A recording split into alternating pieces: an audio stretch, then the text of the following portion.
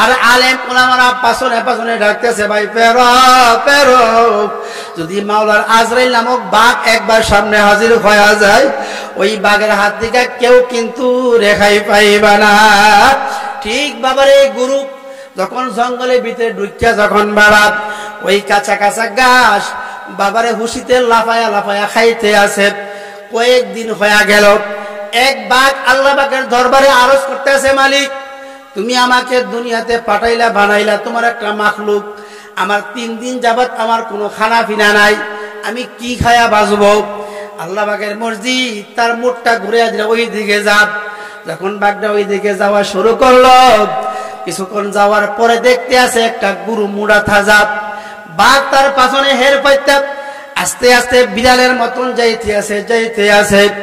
যখন গুরুর সামনে যায়, তখন লাফ দিয়া বড় বড় বিশাল বড় নখ দিয়া ওই গুরুর আল্লাহকে সিনা বরাবর যখন ঠান মারিয়া ওই বাঘের মুখ যখন ঢুকে যখন রক্ত চুষণ মারল, এখন গুরু কান্দে বলে, মালিক কই বাঁচাও বাঁচাও, হে মালিক তুমি আমারে বাঁচাও বাঁচাও, কেন আমি তোমার কথা বললাম না,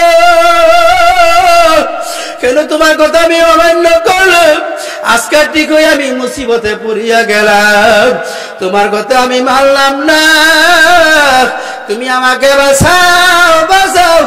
এ দুনিয়াদার বাবা পর্দানিশী মা বোনেরা, এখন গুরুজি বাঘের সামনে পড়িয়া বাঘের তাপড়ার মাঝে পুরে যতই কান্নাকাটি করক না কেন আর কিন্তু কখনো বাঁচতে পারবে না।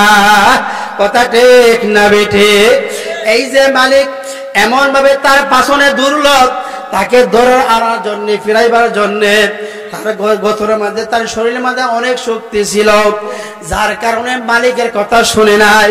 ঠিক ব্যাপারে কোরআন হাদিসের কথা হলো আমার আল্লাহ, কথা ঠিক না ঠিক? এই কথা কিন্তু আলেম ওলামারা পিউন হইয়া আল্লাহু আকবার পিউন হইয়া তোমাদের সামনে কিন্তু বয়ান করতে আছে, বারবার বোঝাইতে আছে, আল্লাহ পাকের বান্দারা ফেরো, হে আল্লাহ পাকের বান্দারা ফেরো ফেরো, এখনো সময় আছে, ফেরো। আমার মাওলারা যায় কিন্তু বাবারে প্রত্যেকের পাছনে কিন্তু আল্লাহু আকবার হ্যান্ডকাপ লইয়া দাঁড়কার মতন দাঁড়াইয়া রইছে।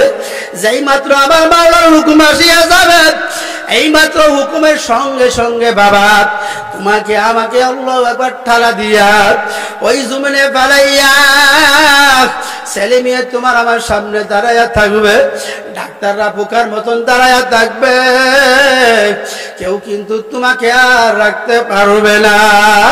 যখন তোমার রুহটা বের হয়ে যাবে, সঙ্গে সঙ্গে আলমারির দিকে পাতলা একটা চাদর তোমার আমার নাকে মুখে ডাকিয়া দিবে, ছেলে মেয়ে বাবা মাম্মা করে কাঁদতে থাকবে।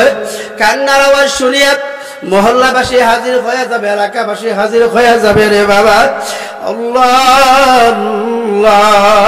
এই আল্লাহ পাকের বান্দা বান্দারা খেয়াল করো, মানুষ দলে দলে আসিয়া পরামর্শের মাঝে বসিয়া যাবে, আব্দুল করিমের লাল বিষকণ থাকলে পচিয়া যাবে, দুর্গন্ধ বের হয়ে যাবে।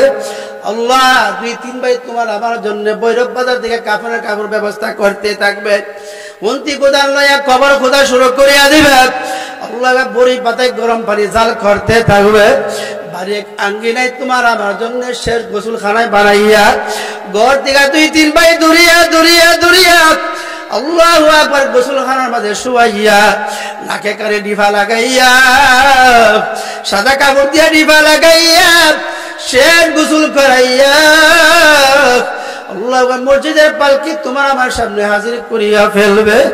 ওই আল্লাহু আকবার পালকির মধ্যে তোমার আমার জন্য 3 খানা কাপড় থাকবে, আর মহিলাদের জন্য 5 খানা কাপড় থাকবে। কাপড় বে শুয়াইয়া ডানে কাপড় বামে মারবে, বামে কাপড় ডানে মারবে, মাথার বান পায়ের বান মাঝখানে বান্ধিয়া কেবলামুখী করিয়া পালাইয়া রাখবে। স্বপ্নের ও কাঁদবে, বলবে, হে আমার পায়ের আমার মুখটা তো তরাতরি করিয়া বাঁধিও না, কয় আমার ছেলে মেয়েরা কয়, আয় আয় তোর আব্বারে একবারে শেষবারে বছর একটু দেখিয়া যায়, যতই কান্নাকাটি করো না কেন তোমার কান্না দুনিয়ার কোনো মানুষ শুনবে না।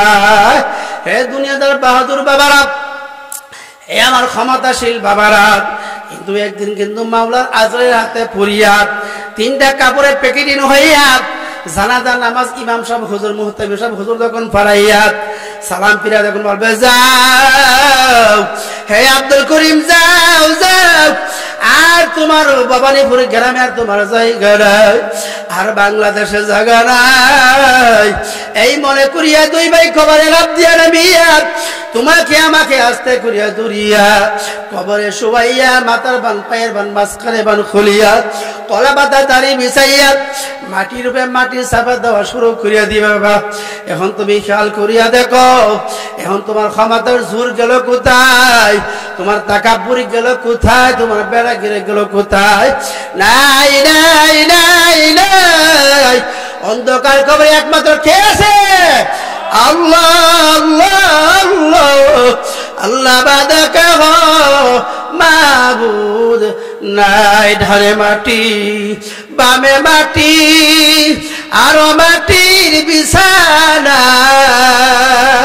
আরে উপরেতে কলা পাতা নাই যে ঘরের বালিশ কানা। এই সময়টা কিন্তু বাবা আসতেছে আমাদের সামনে, কথা ঠিক না ঠিক? আল্লাহ এই কথা মনে করিয়া আমার মাওলাকে ভয় করো, ইমান নিয়া মুসলমান হইয়া তারপরে কবরে রওনা করিও। আজকে যিনি প্রধান অতিথি ওনার হাতে খালেস ভাবে তাওবা করিয়া এখন থেকে আর কোনদিন নামাজ ছাড়বো না, আর নামাজ কাজা করব না। এক ওয়াক্ত নামাজ জন্য বাবা কাজা করার জন্য 2,88,00,000 বছর জাহান্নামে জ্বলাই লাগবে।